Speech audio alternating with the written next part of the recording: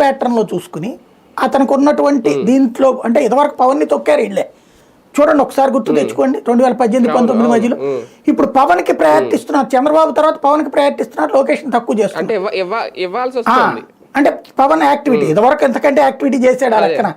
ఏది ఆ రోజుల్లో భారీ ర్యాలీలే చేస్తే కూడా వార్త వేయలేదు కదండి, కనీసం 4 లైన్ల వార్తలే రాయాలా, చెయ్యాలని కూడా తొక్కిపడేస్తారు వాళ్ళు. అధికారంలో ఉన్నా లేకపోయినా తొక్కాలనుకుంటే ఇప్పుడు జగన్ ఏం చేస్తున్నారు, భారీ కార్యక్రమం పెడితే 3 లైన్లు రాస్తున్నారు అంతే.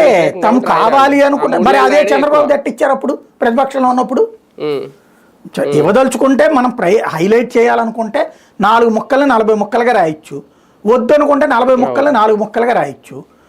అట్లాగా పవన్ కళ్యాణ్ దాంట్లో కూడా అనివార్యంగా ఫీల్ అవుతున్నారు వాళ్ళు, కానీ లోకేష్ ఫీల్ అవ్వట్ల. అది వీళ్ళకి తెలుగుదేశం కార్యకర్తలకి భయం వేస్తోంది. ఇప్పుడు తెలుగుదేశంలో ఉన్నటువంటి ప్రతి ఒక్కళ్ళకి కూడా పార్టీ ఫ్యూచర్ బాగుండాలంటే లోకేష్ పగ్గాలు చేపట్టాలని అనుకుంటున్నారు. ఓ రకంగా చెప్పాలంటే తెలుగుదేశం క్యాడర్లో భవిష్యత్తులో అంటే ఇప్పుడు పెద్ద ప్రాబ్లం ఏమవుతుందంటే పవన్ కళ్యాణ్ ఒక మాట మాట్లాడింది ఒక స్ట్రాటజీనేమో, 10 సంవత్సరాల పాటు ముఖ్యమంత్రిగా చంద్రబాబు గారు 15 సంవత్సరాలు కలిసి ఉంటాం అంటాం.